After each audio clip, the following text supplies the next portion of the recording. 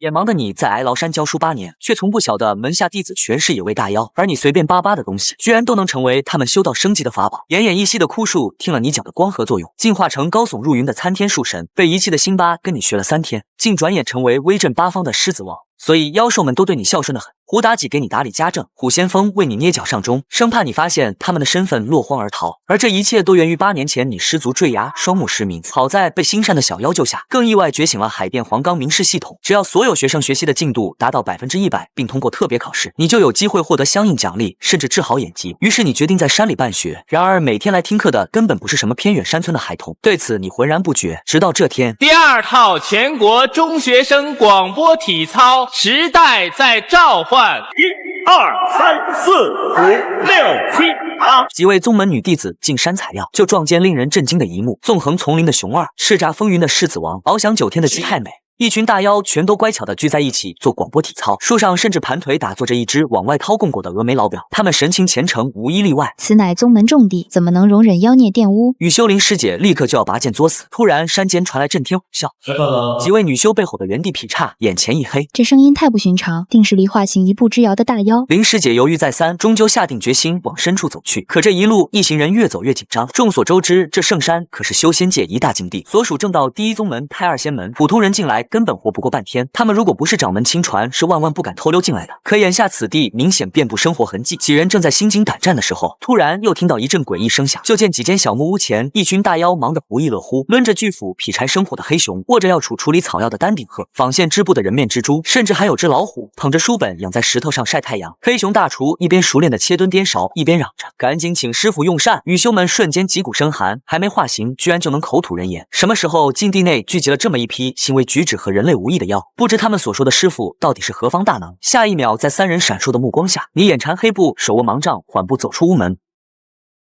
眼盲的你在哀牢山教书8年，只因你意外觉醒了海淀黄冈明示系，但你却不知门下弟子们根本不是什么山野孩童，而是一众即将化形的山野大妖。你眼缠黑布，手握芒杖，缓步走出屋门。刚刚还吵嚷不休的群妖立即弯腰行礼，躲着偷看的几个女修彻底惊呆了。看样子明明只是个平平无奇的凡人，是如何降服了这一众大妖？莫非是隐世的入圣大能？可即便就算是咱们创派数千年的胎二仙门，至今也只有开宗祖师有此层次。却见你拿过丹顶鹤地上的竹块，悠悠地尝了口黑熊大厨的菜肴，随后满意的点了点头。熊大厨艺精进不少，可以出师了。一句轻飘飘的话让女修3人终于回神。杨师妹悄声提醒：“师姐，咱们快走吧，若被察觉，恐怕难以收场。”可惜3人还没动身，就忽然间浑身一颤，一股无形的强烈恐惧瞬间将3人笼罩。林师姐暗道不妙，缓慢回头，只见群妖中那最魁梧的虎先锋正冷冷盯着他们所在的地方。师兄怎么不吃了？套亮亮。虎先锋视线未动，眼中却闪过厉色。随后，他用利爪凌空划出字迹：“阿柳抓小贼。”早已识字的柳树精立刻抽出藤条。下一秒，这棵体型硕大的柳树居然开始移动，附近的每一棵树木似乎都活了过来，朝着3女修涌来。林师姐不敢犹豫，快走！可惜为时已晚，林师姐2人很快被藤条捕获，只有杨师妹侥幸逃脱，连滚带爬的想回宗门求救。此时，修行界第一大宗门胎二仙门内愁云惨淡。原来，自从4年前掌教女帝开始必死关，很多敌对门派就借机抢夺修炼资源，灵脉被封，秘境被夺，加上宗门大比在即，宗门内外明争暗斗，显然正是内忧外患之时。此刻林秀峰10多位宗门中流砥柱，正聚集于大厅，商讨过几日的大比事宜。谁知杨师妹跌跌撞撞闯了进来，一把鼻涕一把泪。大师兄，灵异师姐被圣山的妖怪抓了，赶紧救人啊！你在胡说什么？圣山可是我宗门最神秘之处，怎么可能会有高修为的妖？首席弟子沈勋闻言拍案而起，杨师妹连忙解释，将所见所闻全盘托出。在场众人都有些狐疑。沈勋皱眉思考片刻，出声：“我们先悄悄进入圣山内一探究竟，看看情况到底如何。”说话间，一众修行精英御剑而出，直奔圣山。眼盲的你在哀牢山教书8年，只因你意外觉醒了海淀黄冈明示系统，但你却不知门下弟子们根本不是山野孩童，而是一众即将化形的山野大妖。眼下你们的存在更是引起了正道第一宗门胎二宗门的注意。此刻的圣山深处，你正在查看系统，发现虎先锋的学习进度已经达到了97%，马上就可以让他进行系统准备的特别考试。你对这孩子满意极了。师傅您慢用，我先去温习课业了。虎先锋规规矩矩躬身退下，然而他其实没走多远就隐身树丛中。等你离开后，他立即招了招爪，换来了迎狼北风和胡妲己。刚刚有人类擅闯，我们逮住了小贼，但想必此处接下来不会安宁，你们清楚该如何做。放心，北风狼舔了舔嘴角，这是师傅的地盘，谁敢吵到师傅，让他有来无回。师兄，那我呢？胡妲己指了指自己，你陪着师傅，他喜欢听你背诗文，通知所有人不要轻举妄动，别让师傅察觉不对。三只大妖齐齐看向你住的草房，眼神恭敬而坚毅。与此同时，沈寻率领弟子已然偷偷摸进山里，果然有妖气。他紧皱眉头，难道圣山灵气太浓郁，真养出了精怪，还强大到能抓住灵医师妹？这传出去要被笑掉大牙。一行人面露愁容，沿着妖气痕迹搜寻。突然有个弟子不可置信地指着前方，所有人立刻惊愕地瞪大了眼睛。只见远处一片田野里种满各种稀有灵植，一具站满雀鸟的稻草人伫立其中。众人还没缓过神，却看到那稻草人居然动了起来，他手掌清扫轰走了身上的雀鸟。沈寻目光骤然变冷，唰地亮出长剑，一道凌厉剑光扫向田间。稻草人立刻察觉到危险，尖叫一声，拔出2条腿，跑得比兔子都快，边跑边嚎：“大师兄救命！”一个未化形的小妖竟能说人话，众修士再次被震碎3观。沈寻飞身追上，再次挥剑刺出。就在他的手快要触碰到稻草人时，一条柳枝猛地甩出阻止，瞬间卷起稻草人，不见了踪影。然而一切并未结束，弟子们随即发现四周树影丛动，危险的气息扑面而来。沈师兄，咱们不会中埋伏了吧？闭嘴，精怪们应互为天敌才对。可沈寻话音未落，就见林间阴暗处2道硕大的身影缓步走出来。北风狼在前用审视猎物的眼神扫视人群，虎先锋在后拦住人群的退路。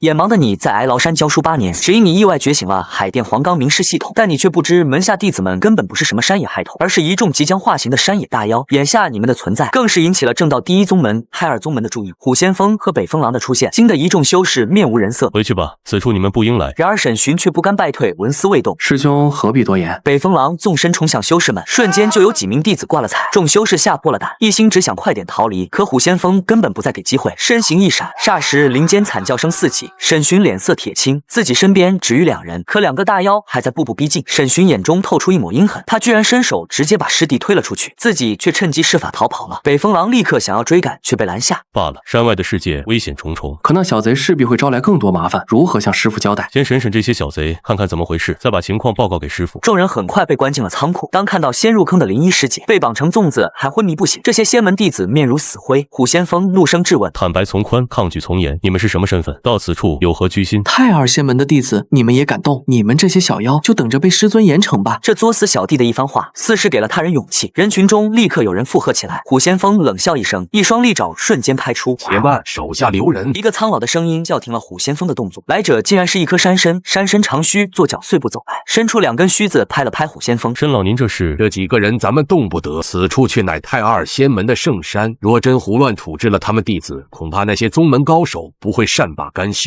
那依您的意思是？反正已经抓了，不如先关着，届时与太二仙门聊聊条件。师傅那里还是得由你去说一声。片刻后，虎先锋向你恭敬的汇报有山贼来袭的事情。原本你还在为弟子的学习进度感到开心，这下喜悦却被担忧取代。一个手无缚鸡之力的瞎子和一群同样弱小的山野孩子和山贼硬碰硬，可不会有什么好下场。你迅速将弟子们召集到教室，手掌一抬，吵闹瞬间归于平静。想必山贼来袭的事你们已知晓，所以今天开始，为师要传授给你们一门新课程。一众妖精纷纷凑到前方，只见你在黑板上写了4个大字：论游击战。眼盲的你在哀牢山教书8年，只因你意外觉醒了海淀黄冈明示系，但你却不知门下弟子们根本不是什么山野害头，而是一众即将化形的山野大妖。眼下你与正道第1宗门太二仙门的纷争正一触即发。师傅，什么是游击战啊？众妖面对黑板上的4个字议论纷纷。你胸有成竹，微微一笑。游击战就是一边移动一边战斗，记住精髓16个字。台下的弟子们眼神炽热，再次陷入了对知识的渴望。另一边的太二仙门中，逃跑成功的首席弟子沈寻正跪在地上汇报：这次我能逃回来，全靠师弟们拼命掩护，否则我也凶多吉少，恳请师尊做主，替师弟们讨回公道。听完沈寻的叙述，殿上长辈们都气得不轻，大长老更是勃然大怒：混账！掌门闭关之际，竟出了这等事，若不还以颜色，岂不叫天下耻笑我仙门无人？大长老随即便做出决定，宗门大比即刻更改比赛内容，全部弟子前往圣山除妖。3日之后，大比开启的瞬间，人群如潮水滚进山中，谁都没注意到人群里竟藏着灵秀峰主，他默默混在队伍里，心中立誓，一定要为弟子弟子们出一口热气。可他不知道，如今的圣山早已遍布机关陷阱，正等着他们的到来。很快，一名正在探路的弟子突然看见了一块巨型狱中乳，他刚要伸手去碰，脚下便瞬间踩空，掉进了早已埋伏好的深坑。峨眉老表立刻带着子孙现身，把昏迷的倒霉蛋悄悄搬走。此刻，圣山另一侧，3名弟子正眼神炽热地围在一块青石板前，只见石板中央长着一颗黑色灵芝，带着暗红纹路，让人好生眼馋。就在他们大打出手争抢灵芝时，突然耳边传来一阵嘲笑。北风狼缓步走出，眼神充满嘲讽。果真如师傅所言，你们根本经不起诱惑。这株灵芝是师傅的，你们没资格拿。霎时，北风狼便飞跃而起，身影闪转腾挪间，3人就全都昏迷过去。北风狼不屑地摇头，这种水平的对手根本不配让我们使用战术。夜幕降临，你听着弟子们传来的捷报，格外欣慰。然而下一秒，你却拿出了准备好的试卷，只因系统提示虎先锋的学习进度已经达标，离特殊奖励就差完成试卷这一步。若此时拿到系统奖励，或许对击退山贼大有帮助。可虎先锋看着试卷傻了眼，师傅，不如等打退山贼再考试也不迟。你却露出了让学生心惊的微笑。乖徒儿，完成考试你会有意外惊喜。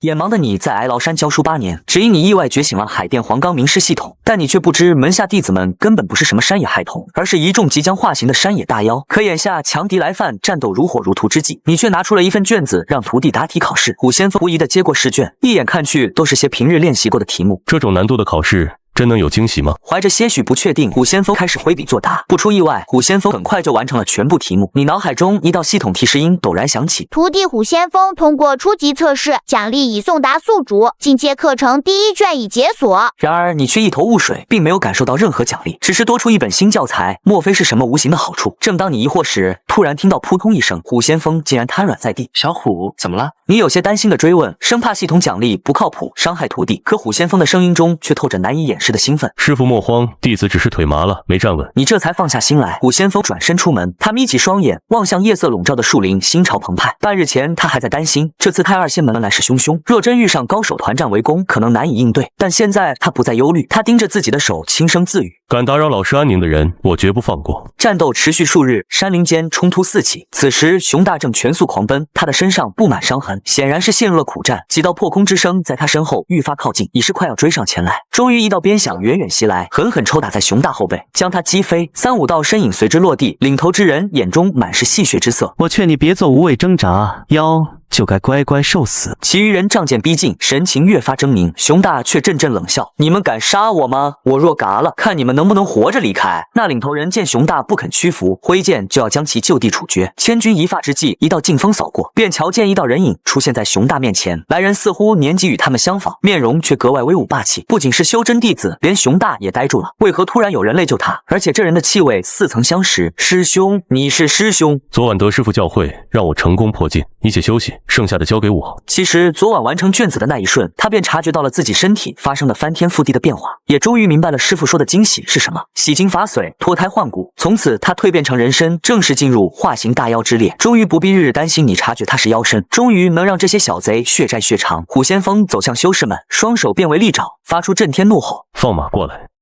刚刚还大放厥词的太二仙门的修士们，此刻已是无法抑制的颤抖。万万没想到你麾下还有这等高手。虎先锋的猛虎威压完完全全笼罩住几个修士。大胆狂徒，你若敢伤我，太二仙门必定与你不死不休。哦，是吗？领头之人见虎先锋停下脚步，才松了一口气，心想宗门名号终究是管用的。谁知下一秒，虎爪就已经重重拍下，一掌之下，经脉尽碎。不好意思，同样的话我已经听过一次，再听就没意思了。虎先锋淡淡说着，斯文地擦掉了全身的血渍。他将领头修士的衣服和令牌搜罗个遍，摇身变成就成了那领头修士的模样。向师弟北风狼交代2、3后，便径直走向树林深处。虎先锋以修士的样貌缓步穿行在林间，每遇组团的修士弟子便趁对方放松警惕之机一一收割，连随身携带的包裹都绝不落下。时间很快便过去3天。自那之后，宗门弟子圈中便渐渐传开了一个消息，据说在这片深山中不仅存在强大的妖怪，还隐藏着神出鬼没的残魂，就算几个人组队同行，也没有任何胜算，轻则昏迷，重则丧命，物资更被扫荡一空，这让宗门间弟子人心惶惶。可你这边的妖怪们却是一片欢腾。大师兄威武，一个人将他们玩弄于股掌，闻风丧胆。都是师傅教导有方，助我化形。在阵阵笑声中，突然传来芒杖敲地的声响，全体妖怪立即齐刷刷看向门口。如果说曾经众妖对你还是徒弟对师长的尊敬，那在亲眼见证胡先锋的化形后，当下已然是把你当做了神灵。孩子们辛苦了，为师为你们感到自豪。你毫不吝啬的夸赞，随后手掌一挥，肃静！大家知道最近山贼猖獗，不少同门受伤，所以为师今日要增设一门新课——医学课。你边说边用盲杖在地面写下：昔在黄帝，生而神灵，弱而能言，幼而迅疾，长而敦敏，沉而登天。其实这便是系统奖励的进阶教材。在你看来，如今正值山贼作乱时期，学习这《黄帝内经》，让徒弟们掌握医学知识，正是时候。可你没有注意到的是，此刻所有小妖都直勾勾盯着地面上的文字，压抑着内心的激动，天地灵气疯狂钻入他们体内。胡妲己的毛发闪耀着耀眼金芒，峨眉老表的四肢肌肉明显膨胀，就连已经化形的虎先锋发丝也无风自动。群妖一脸错愕，显然师傅传授的根本不是什么医学知识，而是举世无双的修炼法门。然而让他们更加震惊的还在后面。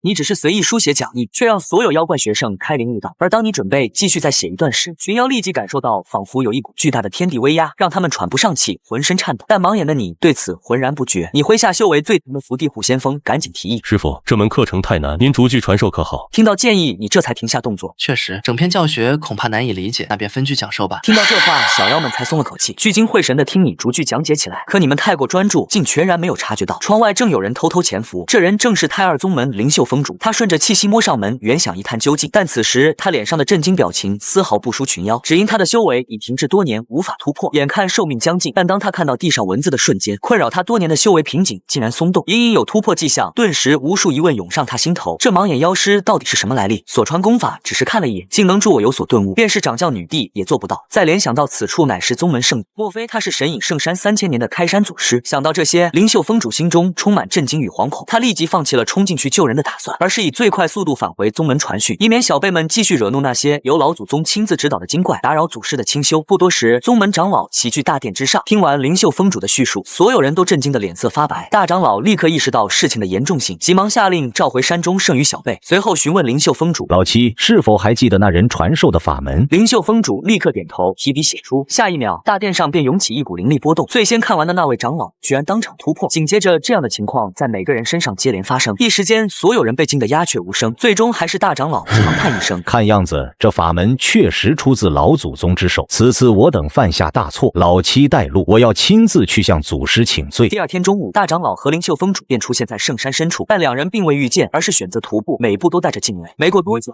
进入中的呼喊。可是太二仙门之人，正是太二仙门现任大长老拜见神兽阁下。大长老立刻认出，这便是那传说中的化形大妖。若非老祖亲自指点，这么年轻的虎妖怎么会有如此修为？他连忙恭敬行礼，可这一拜倒让虎先锋愣在原地。宗门长辈上门不给徒弟出气吗？这和想象中的局面不一样啊！然而没等他想明白，大长老就又毕恭毕敬地将来意说了一遍。这时虎先锋才清楚，原来这群老家伙是把师傅误认成他们开山祖师了。虎先锋眼珠一转，立刻有了主意。昨日还是打得难舍难分的仇敌，今天敌方长老便登门谢罪，只因对方把你误认成了祖宗，便对大长老的拜见请求，你的徒弟虎先锋决定顺水推舟。师傅喜静，你们先候着，我去问问师傅意见，再来答复。然而他并没去找你，而是去了老山参的住处。申老，好消息，太二宗门把师傅错认成开山祖宗了。当真？他们祖师早已离世，如今师傅掌握绝世神通，完全能以假乱真。如果真是这样，以后我们就不用担心了。二妖一番合计，决定分头行动，做戏做全套。此时你正在房间里检查徒弟们的学习进度，却惊讶地发现，几乎所有学生的学习进度都大大提升，这意味着越来越多的奖励指日可待。就在你喜上眉梢时，申老来访，他将一张白纸铺在了桌上。师傅，想请您帮个忙，我邻村的朋友也想学点东西，您能否把昨日的讲义写上一句？爱学习是好事。你没有拒绝，提笔就把昨日所教那句写了下来，随后又附赠了一句教过的名人名言，一起交给申老。申老转身出门时，已然胸有成竹。片刻后，等待多时的大长老和灵秀峰主终于盼到虎先锋回来，然而虎先锋故意露出遗憾神色。师傅不想见客。听到这话，二人心情荡到谷底。虎先锋见时机差不多了，这才装模作样的补充道：师傅说念在你们是初犯，不再计较，特让我烧给你们一幅字。说着便将你刚刚写下的字推了过去，只看了一眼，两人就完全愣住。这亲笔字带来的感悟可比灵秀峰主抄写的强烈100倍，但当看到第二幅时，更加不知如何言语。只见纸上写着：学而不思则罔，思而不学则殆。你本意是送给邻村孩子，所以多写了这句，但在大长老和灵秀峰主眼里，这完全是另一种入道境界。许多修行中的困惑瞬间解开，两人对视一眼，从彼此眼神确认了猜测。老祖肯定已经参透大道，踏入传说中的无相之境，不愿见他们，自是因为不想再与前尘纠缠。大长老深吸一口气，庆幸这次老祖没有生气，不打算惩罚他们。看到两人完全相信了这个误会，虎先锋暗自窃喜，这才开口说道：走吧，去接你们那些晚辈。听到这话，两人立刻振奋起来，没想到老祖不怪罪，还允许他们带走晚辈，于是立刻跟了上去。当二人来到仓库时，便看到一群晚辈都被柳条捆绑着，安静坐在角落不敢出声。看守他们们的竟是一株老山参。大长老和灵秀峰主小心翼翼地来到申老面前，仙草阁下，不知老祖宗还有何安排？被绑在旁边的年轻弟子看见自家师傅为你手下这样恭敬，都惊讶地睁大了眼睛。特别是林师姐，他记忆中的大长老向来严肃威严，门派里没有一个晚辈敢在大长老面前放肆，可申老却只是摆了摆手。师傅的墨宝五仙锋已经给你们了，二位无需多言，快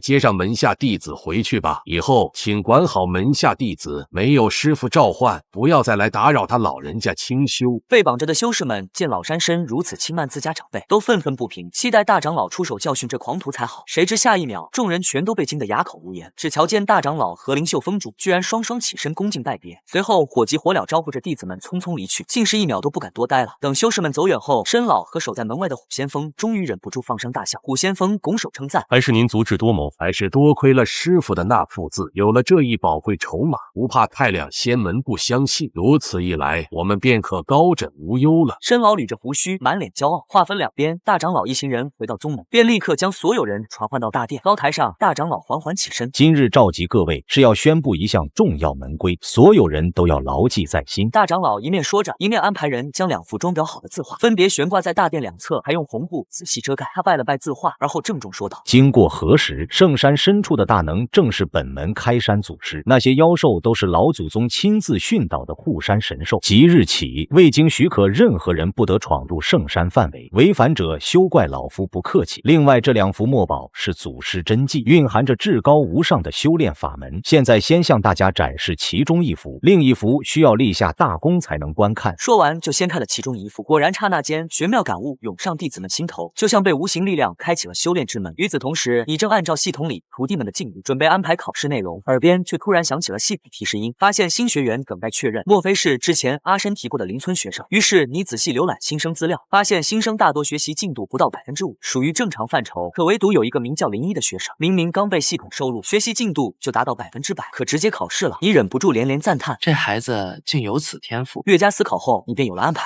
你只是随手写了幅字，竟无意间点拨了一个修炼天才，成了他的老师。明明是刚被你的明示系统收录的新生，学习进度却到达了100%，这意味着只要完成考试就可拿到系统奖励。于是你决定不可错过这么好的苗子，杵着盲杖就去了徒弟老山参的房间。此时老山参正在研读你的讲义，他隐约感觉到自己即将化作人形，正在欣喜之时，便听到屋外传来盲杖声。老山参连忙起身迎接：“阿申，我没有影响你读书吧？”“自然没有，师傅，我听说您准备让我考试了。”“是啊，试卷已经拟好，你和胡妲己他们明天就考试了。不过……”你话锋一转补充道：“在考试之前，为师想让你出去办件事。上次你说邻村孩子想学习，便把为师的题字送了过去。没想到有个孩子天赋绝佳，你去找一个叫林一的孩子，请他明天也来参加考试。”老山参听完先是一愣，然后马上明白过来，太二仙门的弟子中有个叫林一的，只差最后一步就能筑基，看来是读了老师的题字，突然开窍，马上就要破镜。老山参赶紧答应下来。第二天一早，老山参便去了太两仙门，在宗门长老们的一片欢呼声中，把林一带回了村子。林一哪怕做了充分的心理建设，可看到那么多精怪，还是紧张的手掌冒汗。仙草前辈，今天我有机会见到老祖吗？自然，待会儿见到师傅别叫老祖宗，他喜欢大家称呼他师傅，到时候说错话让师傅不高兴，可别怪我没提醒。林一急忙行礼感谢，片刻功夫，老山参便把林一带到了讲堂内，面对着满屋大妖，林一压力倍增，只感觉自己像只绵羊坐在了狼群之中。门外很快响起盲杖敲地的声音，你缓步走进讲堂，得知林一已到，便满意的将考卷分发给每个人。林一心里充满困惑，不是要来突破境界吗？怎么突然变成笔试了？难道这是祖师独特的指导方式？然而当他低头看清试卷内容，顿时惊讶的说不出话，这根本不是普通考卷，而是太二仙门珍贵典籍的复制本。那些所谓的考试题目，其实是让他写下对典籍的体会。这时他才真正明白祖师的深意，参悟经典正是突破的最佳途径。如果能对典籍有深刻理解，连续突破几个境界都很有可能。林一暗自下定决心，不能辜负老师的良苦用心。他从袖中取出珍藏的筑基丹，只要服用这颗丹药，筑基成功率几乎能提高1倍。可是下一刻，林一同学，考试不能作弊的。